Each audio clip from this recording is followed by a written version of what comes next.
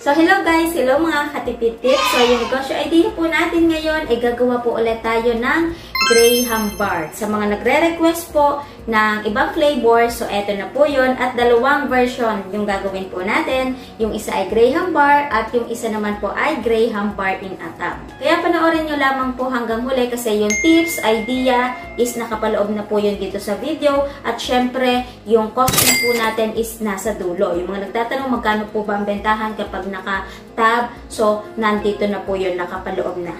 Kaya ngayon, umpisahan na po natin. Mag-start na po tayo at ang unahin po natin ay yung atin pong mango flavor. Unang ingredients, dalawang all-purpose cream. I-overnight nyo yung pag-chilled po nito kasi kailangan mabuo yung ating all-purpose cream para mag-double talaga siya. Tapos, imi-mixer lamang po natin hanggang sa mag-double.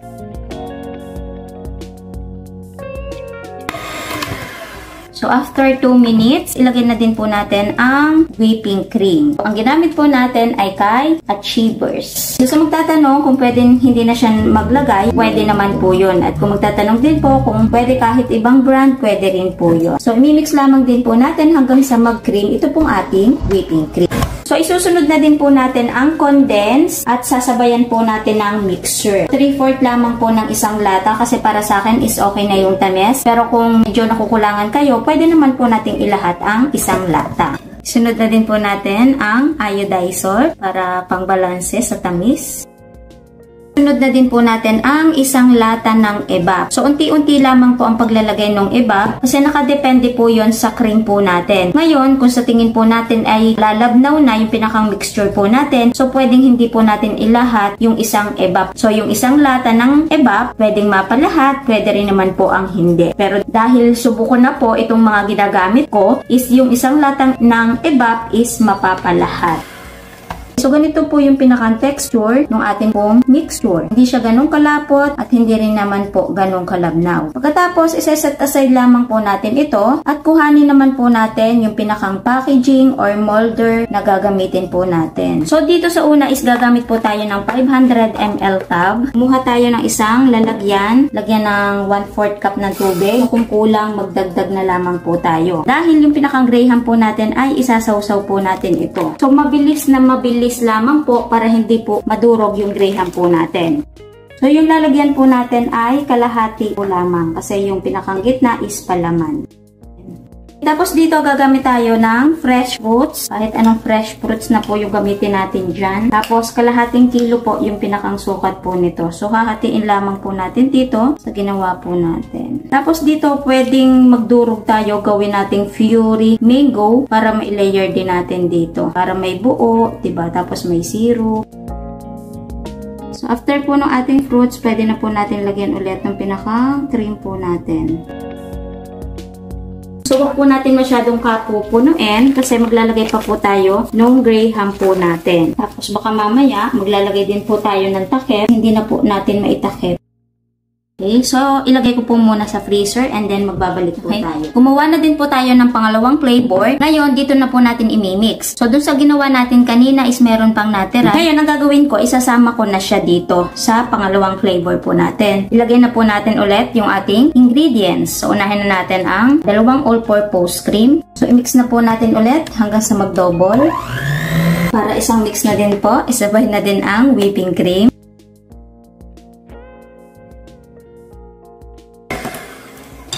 So, isusunod na din po natin ang salt, tapos yung condensed. And then, sasabayan na din po natin ng mix.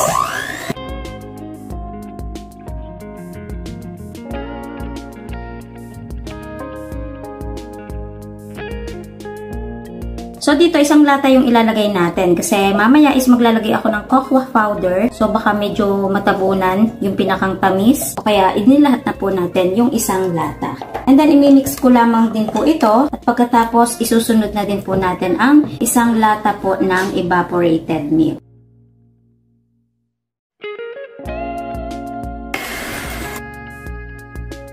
Ito pa rin po yung pinakang texture po natin. Okay, set aside natin. Kuhanin na po natin yung molder na gagamitin po natin. So dito, ang gagawain naman po natin ay yung ating pong Graham bar. Size ay 10 by 14 at saktong-sakto po ito dun sa mga sukat na gagawain ko. So gagamit po tayo ulit ng isang lagayan. Lagyan ng 1/4 cup ng tubig. Tapos maglalagay po tayo ng 1 teaspoon ng instant coffee. Nescafe po yung aking ginamit. So optional lamang naman po yung paglalagay. Pero para sa akin is nagkakaroon ng twist yung lasa ng ating pong Graham bar. Tinunaw ko lang siya sa kaunting mainit na tubig. So dito, chocolate flavor naman po yung gagawain po natin. So mabilis lamang din po ang pagsawsaw para hindi po lumambot agad yung Graham po natin. Hindi tayo mahirapan. Okay, sa pinakang dulo is 2 gayat. Pinutol ko lamang siya. Layer na po tayo ulit. Kalahati lamang po nitong tray po natin. Tapos yung pinakang gitna natin, maglalagay tayo ng chocolate chips. Kung wala, pwede rin po yung bar. Yayabyarin lamang po natin. Tapos dito maglalagay tayo ng marshmallow. Dito pwede rin po tayo maglagay ng almonds. Depende na po sa atin. Pero ako, itong chocolate chips at marshmallow is okay na. Ang gagawin natin dito, lalagyan po natin ng cocoa powder. So para mas mabilis, mixer po yung gamitin natin. Pero pwede rin namang hindi, haluin na lamang po natin ng spatula.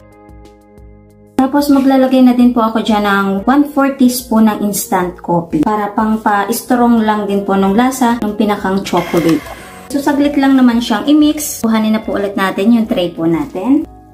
So magle-layer na po tayo ulit. So yung pinakang purpose ko dito, kaya pinag-iba ko pa yung kulay. Gusto ko makita yung layer ng white, layer ng chocolate. So mas maganda siyang tingnan. Tapos, lagyan na din po natin yung mga nasa tab natin. So, dahil okay na siya ngayon, maglagay na po tayo ulit ng Graham po natin. Ito namang nasa tab natin. So, ayan. Okay na yung ating chocolate Graham bar. Ngayon, lalagay ko na po ito sa freezer. Magbalik po tayo kapag matigas na. So, ayan. Nagbabalik po tayo at matigas na po yung ating ice cream after kinabukasan. So, ngayon, hindi ko na kinuha muna yung nasa tray, nasa ref pa. Ito muna kasi ito yung ating babalutin. So, ito yung pinakang ibabaw niya.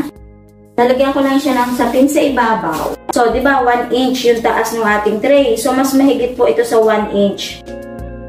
Talagang apaw na apaw siya. Yung slice natin dito is ganito. Tigda 2 siya. Slice naman natin dito. So, dito, pagkaka-slice nyo, punasan nyo po yung knife para po hindi magkalat yung kulay. Okay, so after natin mag-slice, ngayon is magbabalot na din po tayo kaagad. Bali, pinutol-putol ko na po yan para hindi lang po ganun kahaba yung video po natin. Bali, dito, sa ginawa po natin ito, makaka-20 pieces po tayo dito. Yung 5 meters is kasyang-kasya po dito. So, may sukat po ito na 7 inch, tapos hahatiin po natin sa pinakang gitna. So, ayun po yung size neto. Tingnan nyo yung layer. So, napakaganda, diba? Yan. Oh, no! Ayan naman, ano ba yan? So, ayan yung gilid niya. Pagandahan, kapag foil po yung gagamitin natin, mas madaling magbalot. Tapos, bukod po doon, kahit hindi na natin lagyan to ng sticker, kasi kusa na talaga siyang naglalak. So, ganun lamang po yung gagawin natin. Babalutin ko lang siya lahat, and then, magbabalik po tayo.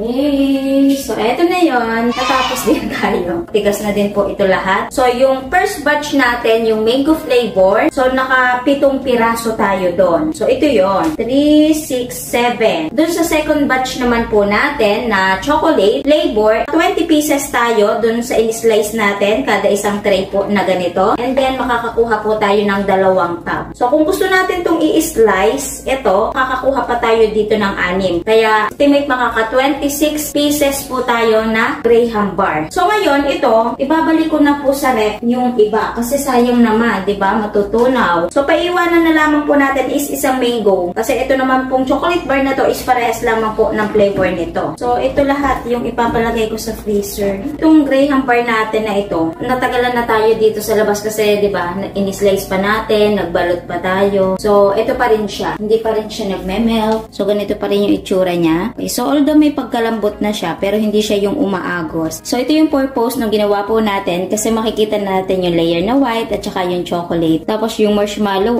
tapos yung chocolate chips. Tikman lang natin. Oh my God! Sarap. Wow! Ang sarap.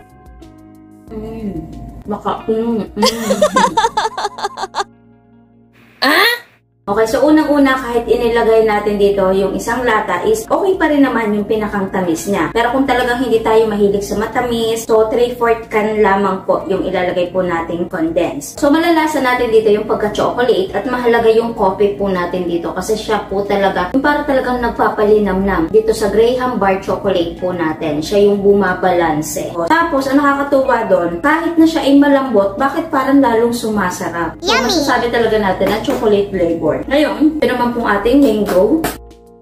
So, ayan. Sa gilid, makikita natin yung mango. Lasang mango nga. Refreshing. Kitang-kita yung layer ng mango natin. Diba? Okay, so yung pinakang tamis po nito ay saktong-sakto kasi dito ay 3/4 ng isang lata yung inilagay lamang po natin dito. So yung pinakang tamis, saktong-sakto po talaga siya. Tapos ang kagandahan dito is matamis yung nabili nating mangga. So dito ang ginagawa ko sa mango para sigurado na hindi maasim. So nilalaya ko muna. Halimbawa, bukas ko siya gagamitin. So bibilhin ko na po kaagad siya ngayon. Kasi minsan may time na pag bagong bili, tapos ginawa ka agad. So parang medyo maasim, 'di ba? Minsan hindi natin maiwasan 'yon. Kaya ang ginagawa ko, pinagpapabukas ko o kaya pangalawang araw. So, depende naman po yun. Kasi, di ba, meron tayong tingin talaga na parang ang tamis-tamis na nung mangga. So, pwede na po agad natin gamitin. Ngayon, kung hindi po tayo sigurado, is pwedeng ganun po yung gawin po natin. Nilalagay ko lamang po siya sa ref para sigurado na hindi po mabubulok. So, kung mahihilig po kayo sa mango, sigurado, magugustuhan nyo po ito. Ngayon, kapag isinasawsaw po natin sa liquid, masarap po yung Graham po natin. Kapag hindi po natin na isawsaw, na itry ko na po siya parehas, parang ang tuyo niyang kainin. Tapos itong Graham is nadudurog. So ganun yung pinagkaiba ng isinawsaw at saka hindi. Pero syempre, nakadepende pa rin sa atin yan, di ba? Pero yun po yung pinagkaiba. Yung tipo na kapag kinagat natin, medyo magkakaroon ng messy-messy kasi nanlalaglag. So ito hindi. Okay? Okay.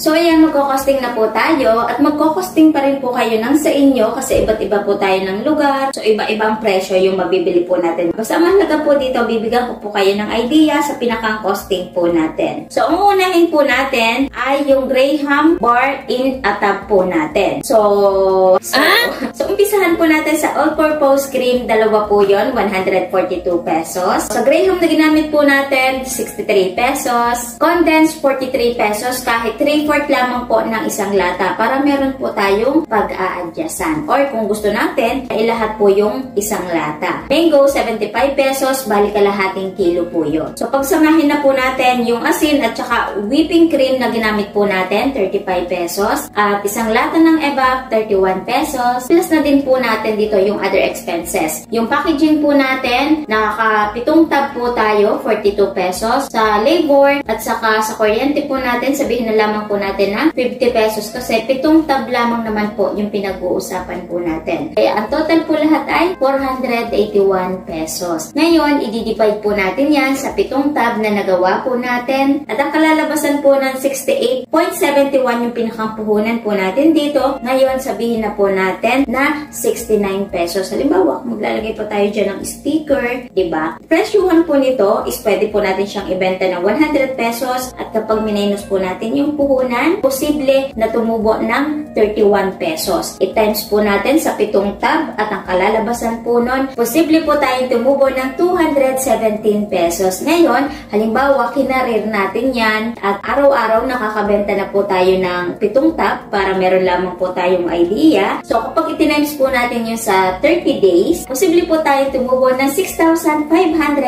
pesos. Ngayon, at tuusin naman po natin ay yung ating pong Graham bar. So, umpisahan po natin ulit sa dalawang all-purpose cream, 142 pesos. Sa condense po natin, isang lata po yung inilagay po natin dito, 43 pesos. Isang lata po ng iba, 31 pesos. Sa whipping cream po natin, 35 pesos. Graham at salt, pagsamahin na, 85 pesos. Mallows, 10 pesos. Chocolate chips, 25 pesos. Cocoa powder at coffee na ginamit po natin, 10 pesos. Kaya ang total po ay 381 pesos mag-plus po ng other expenses. So, sa packaging na ginamit po natin, yung foil, isang foil po yon, 10 pesos lamang po yon. Tapos, halimbawa, kung maglalagay pa tayo dyan ng sticker, ganon, or kung ipa-plastic pa natin, so sabihin na po natin na 30 pesos yung pinakang packaging po natin. Tapos, sa pinakang labor at kuryente po natin is 50 pesos. Kaya ang total po ay 461 pesos. Ngayon, i-divide po natin kung ilan po yung nagawa po natin. So, tayo po ay naka 26 pieces. Yung 20 pieces is yung nakalagay sa tray. At kung hahatiin naman po natin yung dalawang tab is makakakuha pa tayo dito ng 6. Okay, so may puhunan po tayo na 17.73 dito po sa Graham bar po natin. So, yung pagpepresyo po nito is nakadepende sa atin. Pwedeng 22, pwedeng 25, pwedeng 30. So, ako, tutuusin ko siya ng 25 pesos. At kapag minus po natin yung puhunan, kada isang piraso, tutubo po tayo ng 7.27. At kapag itinimes po natin yon sa 26 na nagawa po natin, so posible po tayong tumubo ng 189 pesos dito po sa Graham bar po natin. Ngayon, halimbawa kung naging consistent po tayo dito, halimbawa, napapaubos na po natin yung 26 pieces a day, so sa loob po ng isang buwan, posible po tayong tumubo ng 5,670 pesos.